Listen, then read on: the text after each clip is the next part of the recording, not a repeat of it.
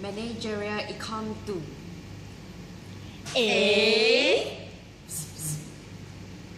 Managerial Economics 2.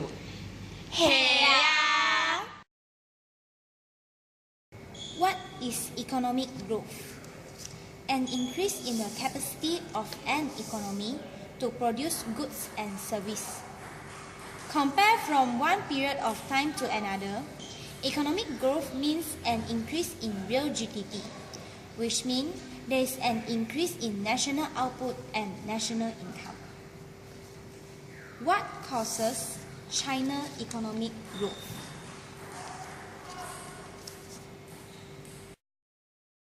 To 1979, China maintained a centrally planned economy. To support rapid industrialization, the central government undertook large-scale investment in physical and human capital.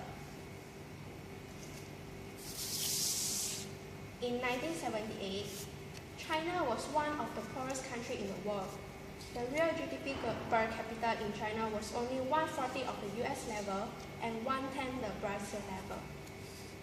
From 1978 until 2013, unprecedented growth occurred, with the economy increasing by 9.5% a year.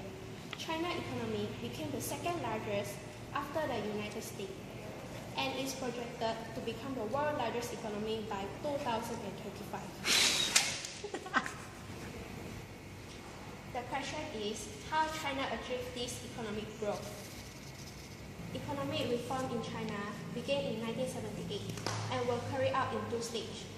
The first stage, in the late 1970s and early 1980s, involved the agricultural reform, the opening up of the country to foreign investment, and permission for entrepreneurs to start up business. However, most industry remained state-owned. The second stage of reform, in the late 1980s and 1990s, involved the privatization and contracting out of much state-owned industry, and the lifting of price control, protectionist policy, and regulations. Although state monopoly in sectors such as banking and petroleum remain. Decomposing China's GDP growth over the last 3 decades, we assess the driver behind it, such as labor, capital, and total factor productivity. China experienced faster total factor productivity growth than most developed countries, such as the United States, because of its ability to access and utilize existing foreign technology and know-how. As shown in the chart, capital accumulation accounted for 6.9% in the last decade, 5.7% in 1990 to 2002, and 7.2% in 1979 to 1989. China's rapid economic growth also due to large-scale capital investment. China has historically maintained a high rate of saving. When reforms were initiated in 1979, domestic saving as a percentage of GDP stood at 32%. However, most Chinese savings during this period were generated by the profit of state-owned enterprise. As a result, China's gross saving as a percentage of GDP has steadily increased, reaching 53.9% in 2010 compared to a US rate of 93%, and is among the highest saving rates in the world. Since the country opened its door in 1978, the economy has witnessed tremendous growth. As shown in the chart, its gross domestic product has risen from less than 150 billion in 1978 to 8,227 billion in 2012. In the process, more than 600 million people have escaped poverty. All these facts together have led China to experience rapid economic growth since 1978. And today, China is the world's second largest economy and largest fastest growing economy. How China economic growth influence others? The implication of China military strength. In the past, China exerts important influence in nearby Asia through military force and pressure, such as support for insurgency and Communist Party. The Chinese approach eschews military force and pressure in most cases. For example, Japan, India, and Vietnam. As China grows stronger and stronger, it will become the threat for other countries. Secondly, the implication of China race for the United States.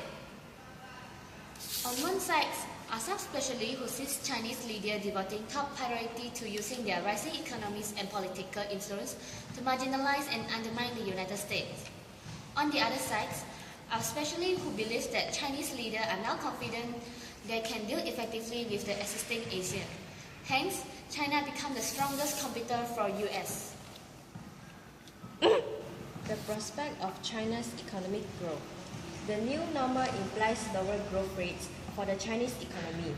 But how low? Some prominent economists in China, such as Chai Fang, believe that China's new normal will entail growth rates in the range of 6% to 7% or even lower in the next 10 years.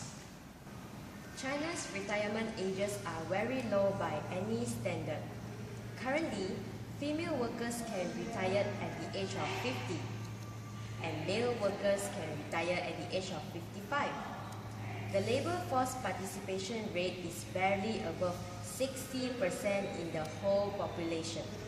By the age of 52, half of women are not working. And by the age of 58, half of men are not working.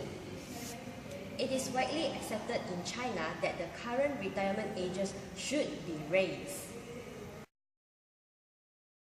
China will enjoy large educational dividends created by cross-generational substitution in the next 20 years.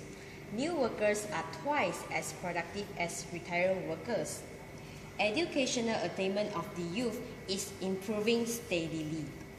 Currently, 27% of 18 to 22 years old have a college education.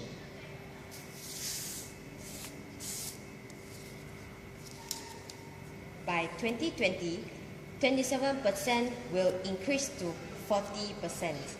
This swift improvement of human capital among young people has offset part of the net loss of labor. Although the speed of rural-urban migration has declined, there is still labor redundancy in the countryside. Agriculture only accounts for 10% of China's GDP, but 35% of the country's labor force are still in the countryside.